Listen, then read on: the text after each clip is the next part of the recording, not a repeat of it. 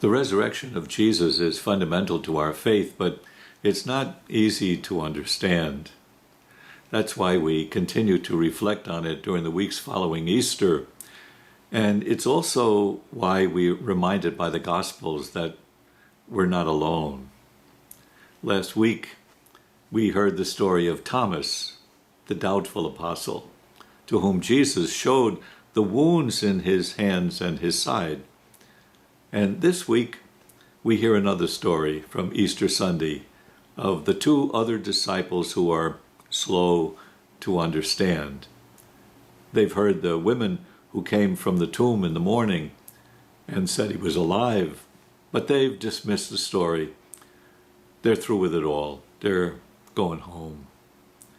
And Jesus doesn't come to them immediately and show them the wounds in his hands and his side as he did Thomas.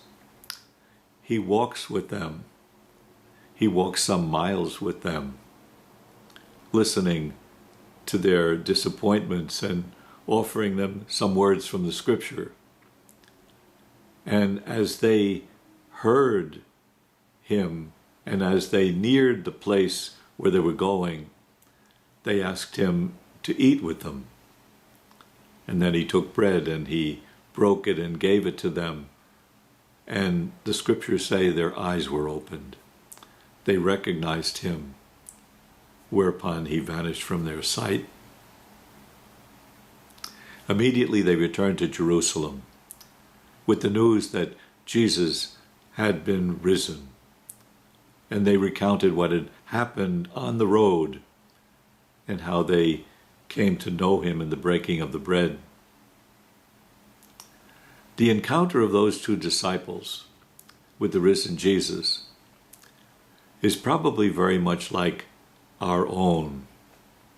We don't touch the wounds of the Lord like Thomas, or hear him call our name like Mary did at the tomb, or eat with him directly as his disciples did at the lakeshore in Galilee.